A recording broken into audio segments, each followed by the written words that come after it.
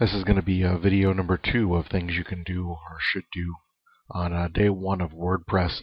In the first one, we covered the difference between a post and a page. We covered, the updates, some of the things like that. And we covered kind of what a widget was and how to use those. You can play around a lot more with the widgets. I'm going to cover a couple other things here real quick. The first thing is media right here on this tab. If you click on this, and you can see he's already got some pictures and stuff there. What you'll use the media for, if you have pictures on your computer that you want to put up on the web, not only to use in your own posts or pages or whatever for your own content, just to put them on there for other spots. A lot of times when you go to submit a book on a website or whatever, it'll want the URL, the picture. Sometimes it'll let you upload it direct, but sometimes it'll just want to point. So this is where you can host all your little files. And then if we click on there, you can see you can enter in the title, the text of the picture, this and that, and then right here's a little link straight to it. So you can copy and paste this anywhere else and use it, or use it in your own posts even. So that's media. We've used it for PDFs before too. If you want to host a PDF or something, it doesn't have to be pictures. It can be really anything. Excuse me. Okay. Plugins. This is what I love about WordPress the most. If you can think of like, man, I need the functionality, I wish I could do blank, there's probably something out there that does it. There's literally, thousands and thousands of WordPress plugins. There's more created every day, and it really couldn't be any simpler. So we have the plugins here, and we want to add a new plugin. So we'll click on Add New. And I just did a post the other day on different WordPress plugins. I think I listed about 10 or 12. So I'm not going to install all those right now. I'll just install one though, just for an example. All-in-one SEO. And you can just type in SEO, comments, whatever, these different types of things, and then see. So you can see what the different plugins are, what the rating that it's gotten, a little description of it. So all-in-one SEO pack. I know that's the one I wanted. But if I click on details here on any of them, you can see some of the different titles, read the different reviews that people have had. It really is great. Okay, this is the one I want, so I'm going to install it right now. And there we go. Now it's installed. Now I click Activate Plugin. Okay. All-in-one SEO pack must be configured. Go to the admin page to enable and configure the thing. Okay.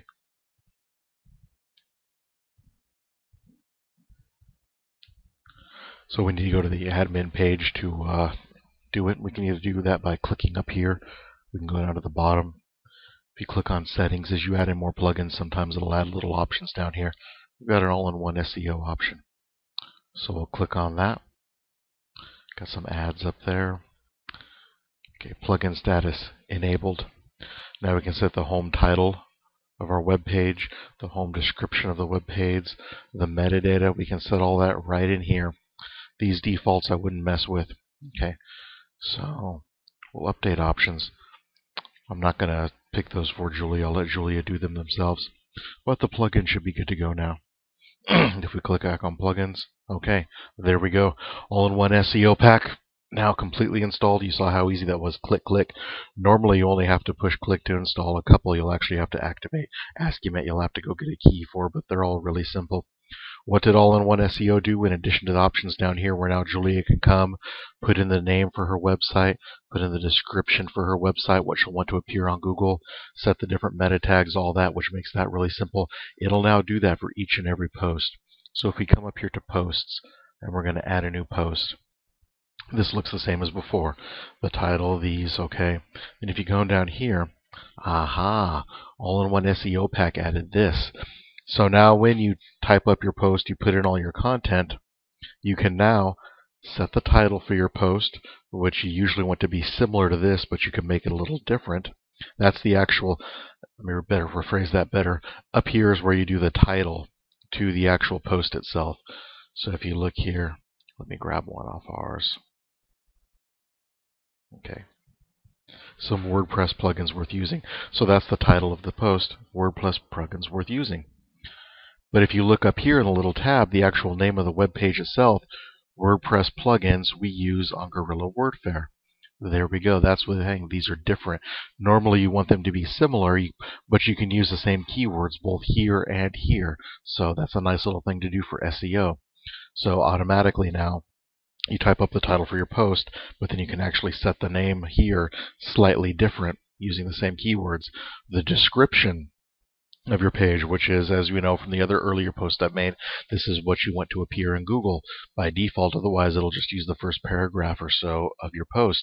Here you can actually set to try to entice people to click when they see it on the Google search results. And then the keywords down here, not quite as important as they used to be, but like I know Bing recently said that they still use them a little bit. They won't hurt. And so you type in your title, you type in your description, and then keywords, you type these in, basically test, Google, whatever, blah, blah, blah, separated by the comma. So now, like I said, all in one SEO pack. You saw how easy it was to set up. And now every time you make a new post, every time you do anything, take an extra minute, type those in. Your SEO benefits will just, it really, really is worth the trouble. And that's one little plugin, and there's a lot more you need to do. One little thing I'm going to show while I've got the post open, this is very, very, very handy, is that when you're done with your post, you can save it, you can preview it, okay, that's all fine and dandy, and then you can publish it to push it up and pick the category. What you can also do, though, is a lot of times what I like to do is I like to build things up in queues. Like I think right now on the website I've got 4 articles that I've written. Like I just did one about link building. I've got a couple more about different topics. When Lizzie writes something, it's usually time sensitive. I'm just releasing a book. Hey, check out this new cover that I've got. All of these different types of things. With me, usually they're not time sensitive. It's, link building. It doesn't matter if I release it now and a month from now. It's still the same. It's not really changing. And so what I can do is I can build up a little queue. And so then when I want to go, hey, it's been 3 days since I posted anything, just go grab one out of there, click publish, and that's fine.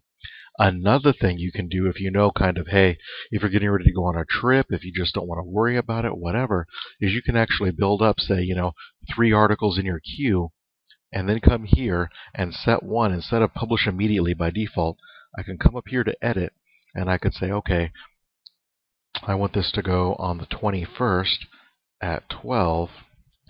Click OK, and then instead of publish, it switches to schedule. So now if I was to click schedule, and I'm not because this is a blank post, whether I'm logged onto my computer on a cruise ship, no matter what's going on, at that date and that time that I just set, that's automatically going to post.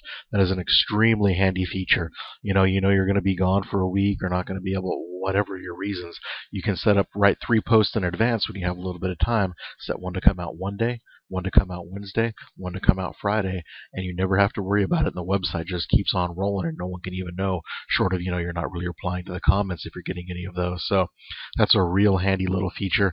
There's a lot of other things I want to cover, but I'm going to wrap up this video before it gets too long, and so I'll probably crank out another one in a minute, but I hope you enjoyed this and learned something. Thank you.